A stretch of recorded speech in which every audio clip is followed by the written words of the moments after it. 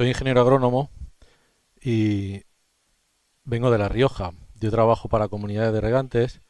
Anteriormente, pues estuve haciendo diseño y proyectos de regadío en Jaén, en Alicante, en Castellón. Y luego estuve trabajando como jefe de obra en Traxa durante 8 años, haciendo también asesoramiento a comunidades de regantes, diseño de regadíos, y ahora estoy como autónomo pues con comunidades de regantes, con agricultores y haciendo diseño de regadíos, eficiencia hídrica y energética. Y bueno, yo quería darle un enfoque. Yo soy estoy muy a favor de el Internet de las cosas, de las nuevas tecnologías, de la sensórica. Considero que el agricultor pues tiene que tener luego en su casa una serie de datos que le diga cómo van las cosas, porque con la vorágine del día a día, los precios y la cantidad de cultivos que tienen que llevar, pues se tienen que dedicar más a sembrar o a negociar la venta o a estar con el tractor, y muchas veces no tienen tiempo de ver los cultivos. Entonces, si luego tiene un apoyo de sensórico en su casa, pues mucho mejor. El problema con los sensores es que tienes que saber que te están midiendo bien, que te miden, y tienes que revisarlo, tener un contraste, porque muchas veces estás viendo algo que en un ordenador que no es lo que representa lo que está pasando en campo. Y nos pasa muchas veces con los riegos, que pensamos que estamos dando un agua y luego hay un tubo suelto y hay una zona que no se ha regado y estamos contando los metros cúbicos y calculando balances, cuando allí a lo mejor semana tras semana pues está pasando algo y nadie lo detecta. Entonces yo quería hablar un poco desde lo que es la parte física del riego, cómo podemos mejorar nosotros o tener seguridad de que el reparto del agua está siendo bueno en campo, y para eso pues las herramientas que tenemos son pues los equipos de riego y las automatizaciones. Y luego voy a hablar también de la uniformidad del riego, de cómo se puede evaluar o qué factores le afectan. Entonces, en principio, lo que voy a hablar es de los elementos de automatización y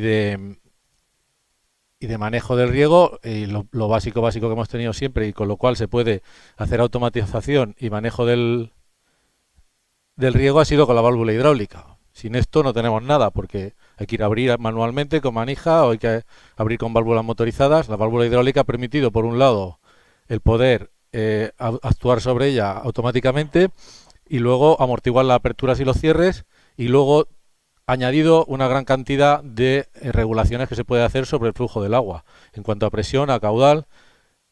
Por el tipo de personas que venimos a este curso, entiendo que sabéis muy bien cómo funciona, pero también es cierto que si no la has abierto, si no has trabajado con ella, pues hay cosas que se escapan.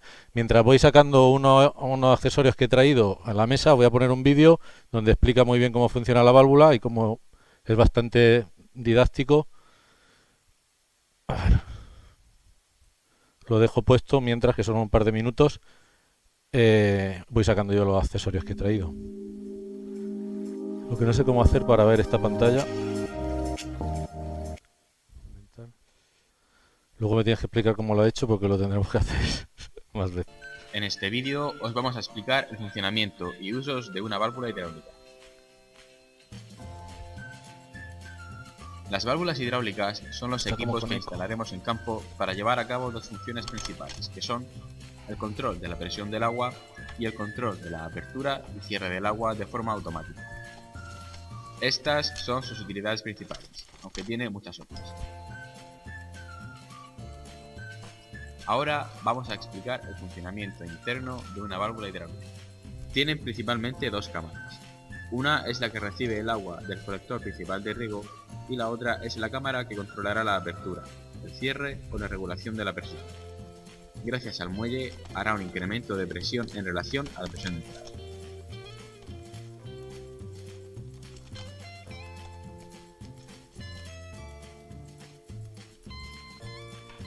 La función es muy sencilla.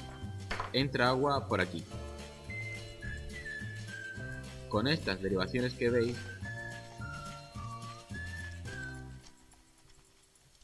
desviamos la misma presión del agua de entrada a la cámara que tiene por la parte superior, y con el incremento del muelle conseguimos un cierre total de la cámara, lo que cerrará el flujo de agua, o lo regularemos aumentando o disminuyendo la presión en la cámara superior.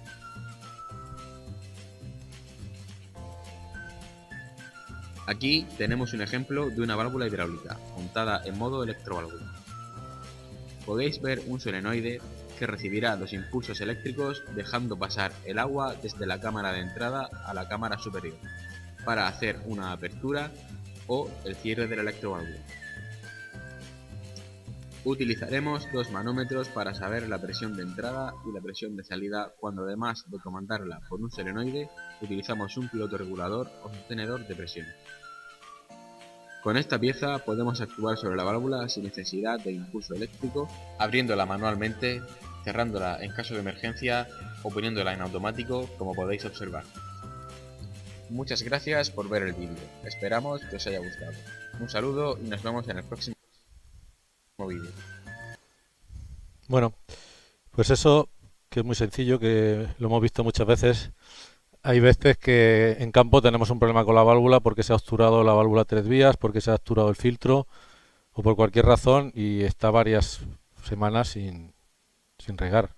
Luego no tenemos conciencia, por si no vamos a campo, de ver el cultivo si está seco o está húmedo. Los agricultores suelen visitarlo, pero con la extensividad que se está volviendo la agricultura, a veces se queda esto pendiente. Bueno, la válvula hidráulica lo que nos sirve es para regular el caudal y la presión que está llegando a una zona. Hay veces que tenemos, aquí en La Mancha, tenéis, en Castilla tenéis unas llanuras muy grandes, pero hay otros sitios como Álava y La Rioja que tienen la orografía más complicada. Y luego las instalaciones son portátiles, entonces van con tubería de aluminio y van montando cada año la parcela que le toca. Y luego, pues tiene pendientes, entonces al regar la parte de abajo se encharca, la parte de arriba no le llega bien y no tienen tiempo de estar poniendo automatismos o regulaciones para cada uno de los sectores, y entonces esa campaña se está regando una parte mucho y otra parte menos. Ahí ya tenemos un fallo de uniformidad, que todas las teorías de la sensórica te van a decir, pero si tú no sabes lo que está pasando en la parcela, pues no lo puedes corregir. Entonces, esto es muy importante, poder colocar estas válvulas en cada zona para regular. El funcionamiento de la válvula al final es este, ¿no? Como explicaba en el vídeo. Ahora, que no hay que darle al play, hay que darle aquí. Bueno, lo que hace básicamente es que la fuerza del agua es la que se cierra a sí misma y cuando lo comunicamos con el exterior es cuando saca todo el agua de la cámara y abre. Si ahí en la salida esa colocamos un regulador de presión, lo que va a hacer todo el rato es regular y dar la presión que toca. Si tenemos un ramal en una parte baja, con un pequeño regulador de caudal que pongamos, aunque no tengamos la válvula automatizada, siempre que le llegue agua va a mantener esa presión. Entonces es simplemente en el lateral colocar una válvula hidráulica que, a ser posible, pueda estar registrable, porque luego los sensores de los reguladores de presión, como es este, aunque es de tamaño grande, pues tienen que tener tanto una regulación como un mantenimiento, porque la cal lo atasca. Entonces, en esas válvulas colocamos un regulador de presión o de caudal y ya tendríamos todo el lateral regulado y controlado.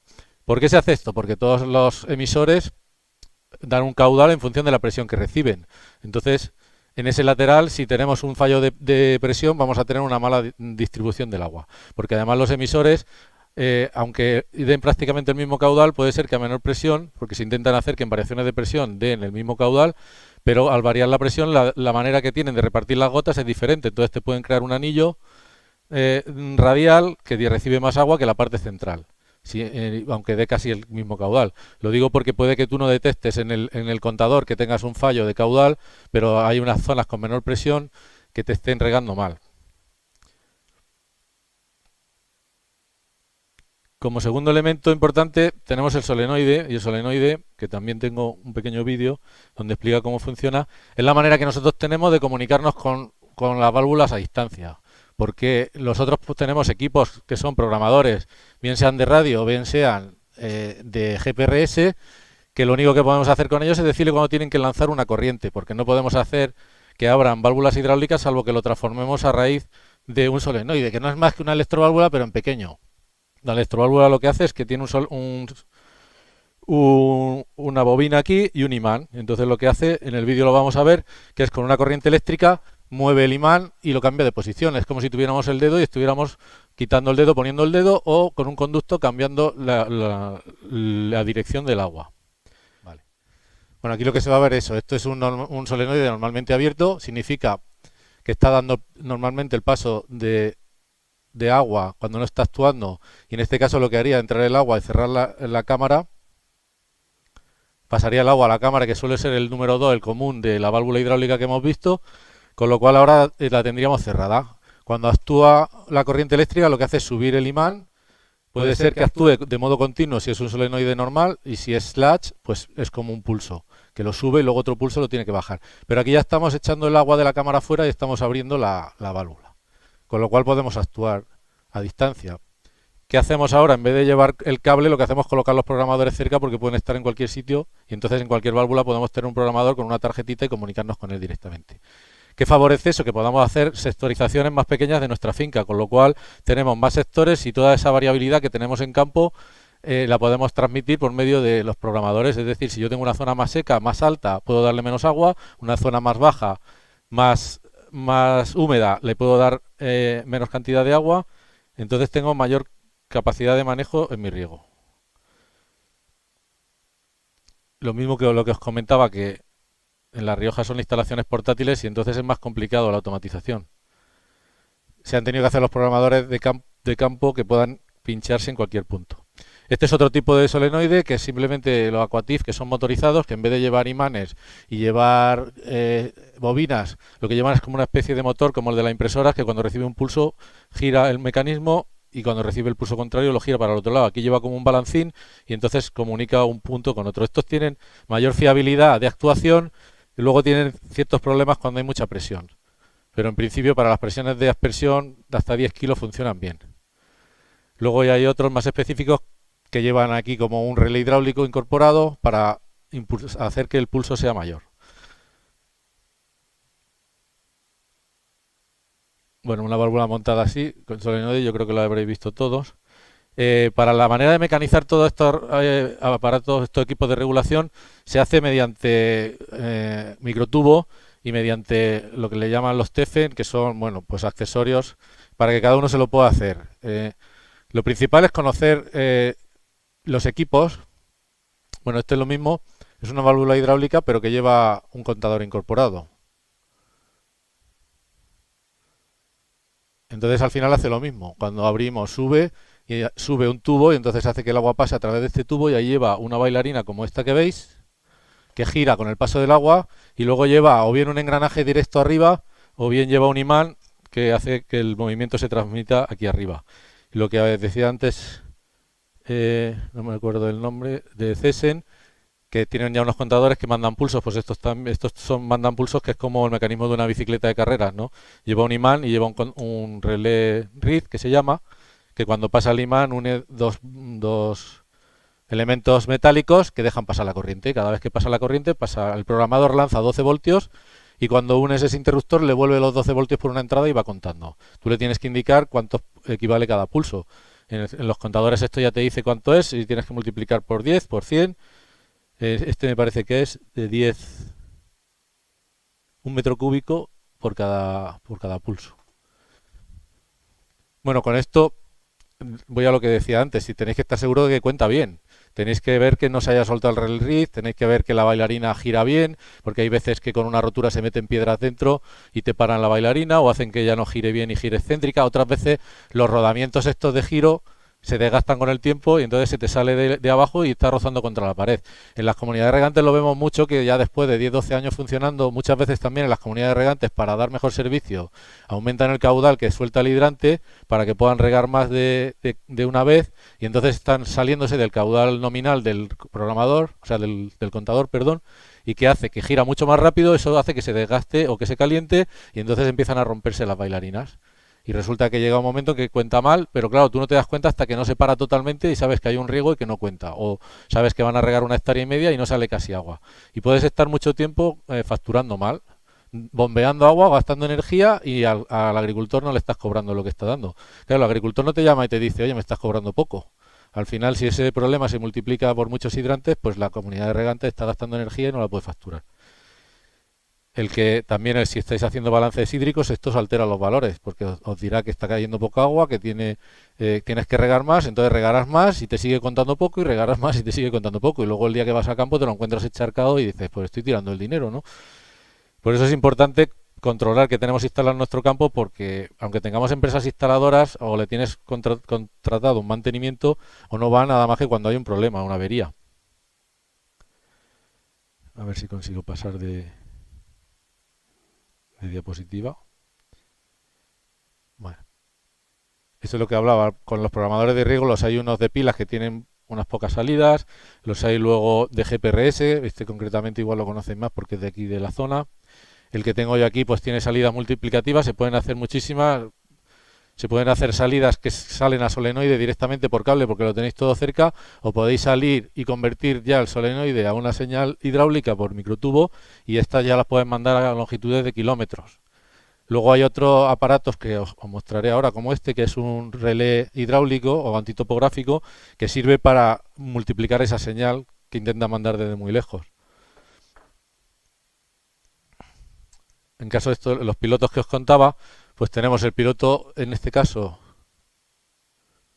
no sé cómo funciona muy bien esto, el láser. Bueno, este de aquí es el relé antitopográfico. Lo único que hace es que cuando recibe el agua en la parte de arriba, mueve el émbolo y entonces comunica el 2 con el 4 o el 2 con el 3, pero sobre una señal hidráulica que tú le mandas. Eso se utiliza cuando tienes que llevar el agua a una parte que está muy alta y tarda tiempo en llegar la señal que tú le mandas, porque si mandas directamente el agua desde donde tienes el programador, igual tarda mucho en llegar y tarda la válvula en abrir. Eso es otra cosa que suele pasar en las instalaciones grandes, extensivas, que creo que he cambiado la pantalla, ¿no? Aquí veo la que debería de ver allí y allí la que debería de ver aquí, ¿no? Bueno, muchas veces pasa que tenemos allí en La Rioja, tienen muchos laterales que tienen que abrir en su sector y a lo mejor tienen 6 válvulas hidráulicas y le mandan una señal para abrir las 6, pero la que está en el quinto lateral ya no tarda mucho en abrir o incluso hay veces que no abre, porque ya la presión desde la que intentan manejarlo es menor que la que tiene allí. Hay veces que conectan hidrantes de distintos sitios, entonces esa válvula o se hace perezosa y no cierra, o no abre, o tarda más que las otras y está repartiendo mal el agua. Entonces se utilizan los pilotos antitopográficos para que la señal sea más definida. En el momento que abre la válvula anterior, abre esta también. Ya no depende la señal de la que mandas tú desde el origen, sino que es la válvula anterior la que le manda a abrir. Con estos pilotos nos permiten eso, que igual con una sola salida tú abres un sector y el último aspersor que está al final de ese sector te manda una señal y abres esta válvula, te hace que abra otro sector que tienes al lado y que riegue desde otro hidrante. Entonces lo que hacemos es enlazar e intentar que abran todos a la vez, porque ahí utilizan muchos programadores de pilas y la hora de los programadores de pilas se desfasa y entonces al final de campaña abren unos cuando no toca, otros y tardan en darse cuenta. Entonces con estos pilotos hacemos que se abran todos en sincronización. Bueno, esto es lo que os contaba. Si no llega la señal está unido el 2 con el 4. Si cuando llega la señal une el 2 con el 3. Si os imagináis que aquí está la válvula enganchada en el automático, en esta posición estará escupiendo el agua afuera y abrirá, y en esta posición estará entrando el agua con presión y cerrará.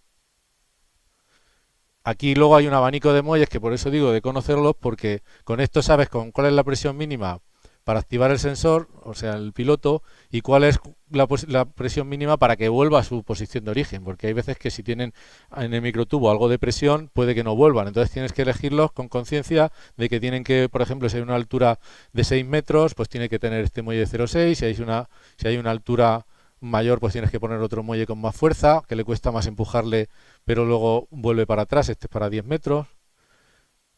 Hay que conocer lo que tenemos allá en campo, porque así podemos saber qué problemas nos puede dar. Este es el caso de regulador de presión. Al final toda la filosofía es la misma. Tú regulas un muelle con una presión dada, con una fuerza dada, y obligas al agua a que empuje a través de esa membrana. Al final es fuerza por superficie que se opone a la del muelle. Entonces tú lo que haces es regular tanto en caudal como en presión, que venza la presión en un momento dado, ¿no? Y lo mismo pasa con el caudal. El caudal se transforma por medio de, o bien de una paleta que se mete en el flujo, y cuando pasa mucho caudal gira esto y hace cambiar esa posición. Aquí arriba llevaría el muelle y aquí el regulador. O bien se pone un collarín o una brida que tiene un agujero y haces Venturi y haces un vacío, y ese vacío es el que evalúas para el caudal.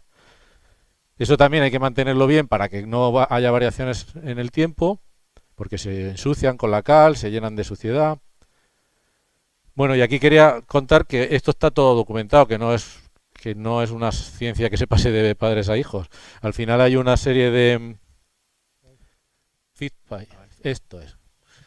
Vale, pues esto, por ejemplo, esto es lo más básico, una válvula sencilla, y luego se empieza a complicar. Pues hasta que llegamos al punto de tener pues distintos pilotos, distintas válvulas contadores, regulación de presión, regulación de caudal, que cualquiera se lo puede hacer tipo mecano o por lo menos interpretar lo que le han montado en campo, porque después el día que tienes un fallo pues no está allí el instalador y no lo puedes, o cuando detectas que llevas tiempo regando mal, pues hasta que te vienen los instaladores pues pasa tiempo. Simplemente quería que supieres que esto pues no es nada estratosférico, que es que lo tienen todas las marcas, está incluso de Nandan. Bueno, lo que decía es que se pueden hacer circuitos directos e inversos. Normalmente para abrir una válvula tú sacas el agua que hay dentro, o sea, quitas agua y para cerrarla mandas agua. Si le pones el relé antitopográfico, lo que haces es mandar agua para abrir y quitarla para cerrar. Con eso también te evitas que si te muerden los conejos el microtubo, te abran muchos sectores, porque tú mandas el agua, no abre, entonces vas a ver qué pasa y verás que se te sale el agua por el microtubo, pero no has estado durante varias noches con un montón de sectores abiertos y regando un montón sin presión. Luego se pueden unir válvulas, como decía, si todas las unís por el automático, lo ponéis un regulador, va a manejar el regulador a todas las válvulas. Y se pueden enclarar unas válvulas con otras para que abran a la vez, para que cierren a la vez, o aspersores con válvulas. Con todo eso podéis tener mejor homogeneidad dentro de la finca, porque podéis hacer la instalación a vuestro gusto. Y nada, no me quiero entretener más. Aquí lo que tenía eran vídeos de válvulas reguladoras de presión funcionando, pero como se van a alargar en el tiempo y no quiero... Sí que quería poneros un vídeo para que veáis que muchas veces cuando está mal regulada una válvula puede dar problemas gordos. En este caso esto es de una comunidad de regantes. Esta no es.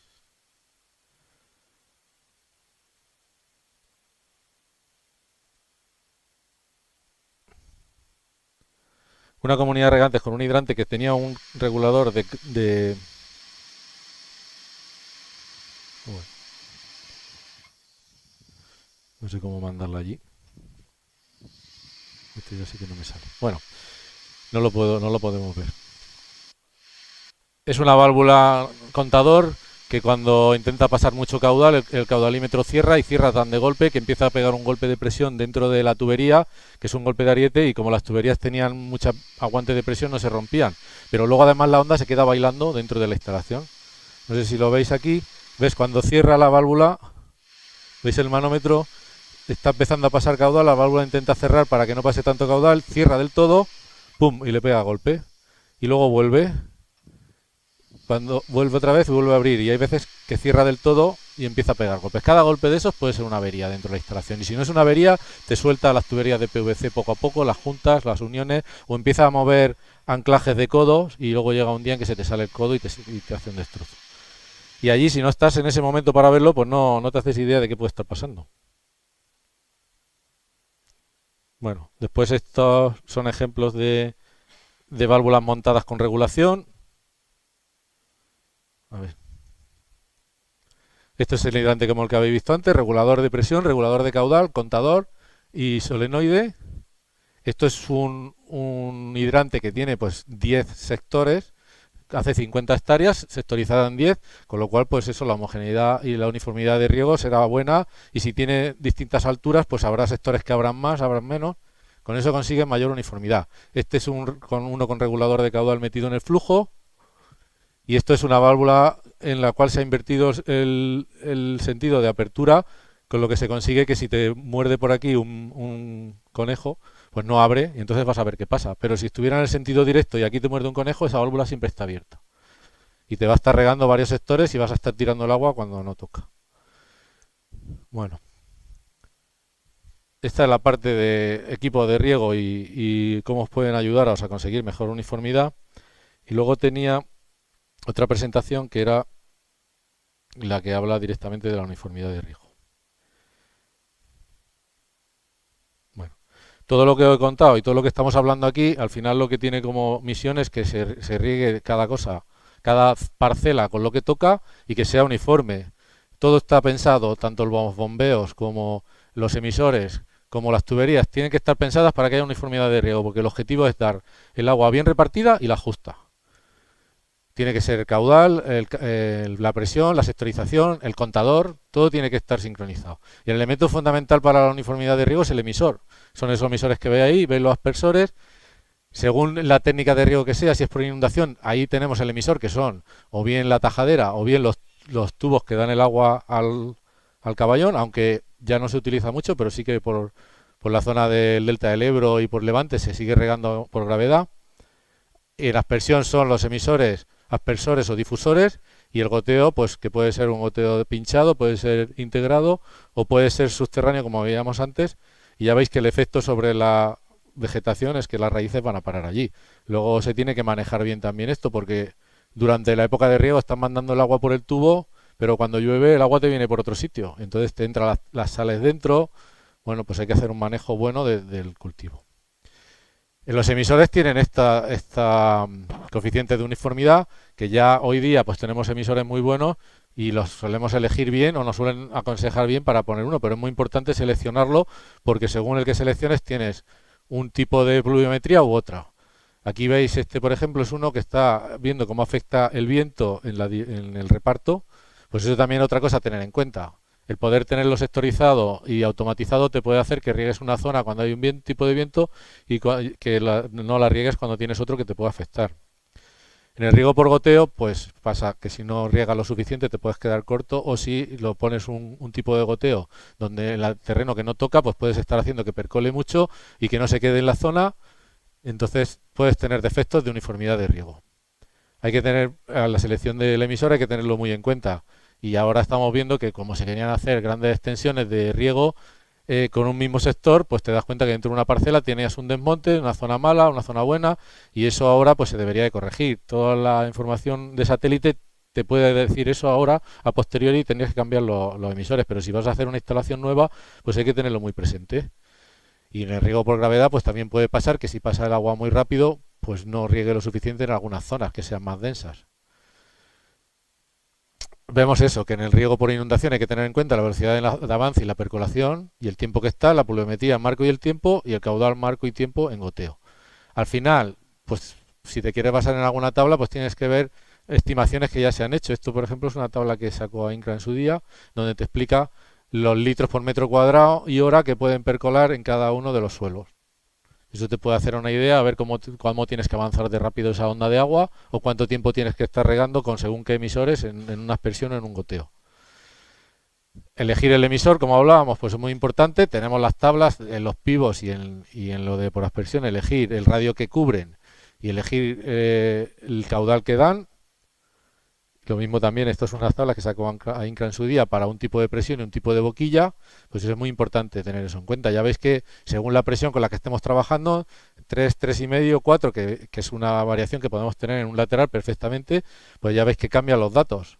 Entonces a la hora de calcular la instalación o a la hora de regar había que tener presente eso, qué pérdida tenemos de caudal a lo largo de un lateral. Las instalaciones de aluminio es más sangrante porque hay veces que por no hacer otro sector más estás forzando, y entonces incluso ahora en las imágenes satélite de Google pues se ve muy claro cuando están regando una parcela, como sabes desde dónde está mandando el agua, porque ves lo que está más mojado y menos mojado, porque está mojando más lo que está más cerca de la válvula. Entonces cuando diseñamos tenemos las pérdidas de carga en la tubería. Hay unas tablas que ya te dicen qué diámetro tienes que poner. Luego está en función de lo que tú tengas en tu instalación de tuberías de reserva para cambiarlo o no, pero debe ser conocedor. No, hay veces que se dice, pongo una de 4 para la general y luego pongo una de 50 milímetros para los laterales. Pues estas tablas había que usarlas, son muy sencillas, son la entrada, caudales que circulan por el diámetro de la tubería y la pérdida de carga. Son tablas de esta de 3 entradas. Tienes que ver también si tienes que alimentar por varios puntos o hacer una red mallada uniendo los finales o sectorizar más veces para que tengas menos pérdidas. Haciendo más sectores, pues circula menos caudal y tienes menos pérdida y afecta menos. Y tener la misma uniformidad de presión y de caudal en todos los emisores, o sea, si tienes que unir por partes centrales. Para medir el coeficiente de uniformidad, que esa ya es la última parte que quería enseñaros, bueno, yo creo que eso ya se ha dicho muchas veces y no voy a insistir mucho. Cómo medir dentro de una parcela de riego por goteo la uniformidad de riego. En riego por goteo es más sencillo. Al final lo que se hace es medir en el primer lateral, en el lateral ubicado a 1/3, a 2/3 y en el último lateral. Y después en los goteos de cada lateral lo mismo, en 1/3, a 2/3 y al inicio y al final. ¿Qué se hace? Pues coger un pluviómetro y medir el caudal que tenemos en un tiempo determinado, el volumen que sacamos, y luego sacar el coeficiente de uniformidad, que es la media del 25% de los valores más bajos por el caudal medio, y eso nos da el caudal, el coeficiente de uniformidad del caudal. Para la presión hacemos lo mismo, medimos la presión, la fórmula cambia, luego tenemos que usar aquí este exponente, que es el exponente de descarga según el emisor que tengamos, que si no te lo da el fabricante suele estar rondando el 0,5. Suele ser 0,4, 0,5, suelen ser bastante eficientes los goteros hoy día y ronda ese valor. Con eso sacamos los coeficientes de caudal, de uniformidad de caudal y de presión y evaluamos cómo tenemos la instalación. Si tiene uniformidad excelente, buena, aceptable. Eso se debe de hacer cada vez que montamos una instalación nueva o para ese año, o si tenemos una que hace ya tiempo que la tenemos montada, pues revisar las boquillas, revisar la uniformidad, porque puede ser que se haya desgastado la boquilla, se haya soltado alguna boquilla. No sé, en el caso del riego por aspersión, la fórmula que se utiliza es esta, pero la metodología es similar. Ya está bastante documentado y en AINCRA han dado mucha documentación sobre eso, cómo se tiene que medir. Al final es colocar una red de pluviómetros, es medir en los aspersores que coges como referencia el caudal con una manguera y una garrafa, y luego cuando ya se ha estabilizado el riego, entonces das a regar y mides los pluviómetros y se aplica la fórmula esta. En el caso de pivot, pues lo mismo, se miden los emisores en un riego ya estable y luego se colocan pluviómetros y según la distancia al centro del pivot, pues sacas esta fórmula. Hay que hacer hincapié, quería al final poner esta diapositiva porque parece que el riego tenga mucho margen, pero al final depende del tipo de tierra que tengas, de suelo que tengas, y los valores entre los que te mueves, de lo que tú puedes actuar sobre el suelo, no son tan grandes. Quería mostrar esta diapositiva, que es donde habla un poco de los valores usuales, de la capacidad que tiene de retención de agua un suelo, 50 milímetros en arena, 140 en limo. Entonces, si eso fuera un suelo, un metro cúbico cortado así, con una máquina perfecta, tendríamos que en un suelo arenoso es capaz de meter esta cantidad de agua, que son 10 garrafas de 5 litros, 50 litros por metro cuadrado, como dice ahí en el listado. Si fuera un suelo de arcilloso, moderado, serían 100, pues serían 50 más 50. Esa es la capacidad de retención de agua de ese suelo. Si fuera uno franco-arcilloso o franco-limoso, al final son estas garrafas, para que nos hagamos una idea del volumen, ¿no? Si resulta que estamos con un cultivo que solo llega a los primeros 50 centímetros, aunque el suelo tenga toda esa cantidad de agua, esta parte no la podríamos considerar. Aporta algo, porque siempre aporta algo del nivel freático y nos ayuda, pero de cara a nuestro cálculo, esa cantidad de agua la tendríamos que despreciar. Si luego tenemos en cuenta que para un suelo estamos viendo el punto de marchitez donde está y la capacidad de campo, y nos queda que el agua disponible para la planta es esto, ¿no? Que veis, pues aquí que estamos más o menos a 40 hasta 85, son esos 50 milímetros en arena, luego vamos subiendo y subimos a esos 160, 150 que nos hablaba antes. Al final resulta que de esa parte por debajo del punto marchitez, esa cantidad de agua tampoco la podemos considerar, porque está por debajo del punto marchitez y no nos sirve. Tenemos que ir aportando nosotros ya con lo que nos queda, que en un suelo arenoso vamos a aplicar de 12 a 15 litros por metro cuadrado, que son unas 3 horas de riego por aspersión. En un arcilloso vamos a jugar con 5 horas de riego para rellenar todo nuestro perfil, que son 25 litros por metro cuadrado. Y en un franco-limoso, que podemos dar hasta 9 horas, pero no lo puede dar tampoco con un caudal muy fuerte porque se encharca y no lo absorbe. Entonces lo que nosotros tenemos para manejar en el riego son solo estas cantidades, tenemos que afinarlas muy bien. Si tienes una finca que está en pendiente y te empieza a regar la parte baja mucho antes y luego encima te drena, pues estás dando mucha más agua para llegar a la parte alta que tienes que dar menos. Y luego quería también poner este vídeo como final, porque es un vídeo muy didáctico, en el que nos dicen un poco lo de Netafim, que siempre tenemos que ir a campo y mirar y evaluar en campo que lo que nos está diciendo los sensores o los cálculos que hacemos están cumpliendo. Entonces aquí aparece, bueno, a ver si consigo. Al final es un señor que va a campo con una vara, con un tubo y comprueba que todo lo que ha visto se cumple luego, ¿no? Que el riego está siendo homogéneo, que entonces es lo que hace llevar una barra, la penetra en el suelo y luego saca cada una de las profundidades y va evaluando qué humedad tiene.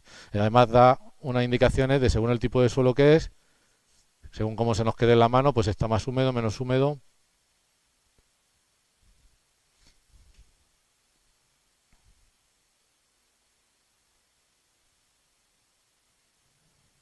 Aquí sí que si quieres ponerle sonido,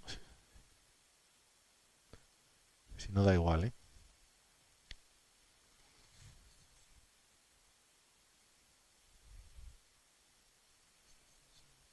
Está. Bueno, no pasa nada, da igual. Aquí. Ah, está parado ahí.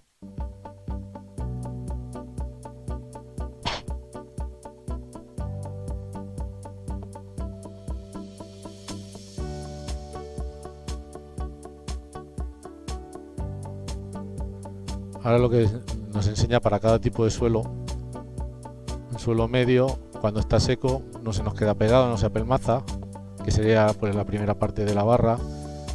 Cuando ya empieza a tener humedad, pues se hace una bola.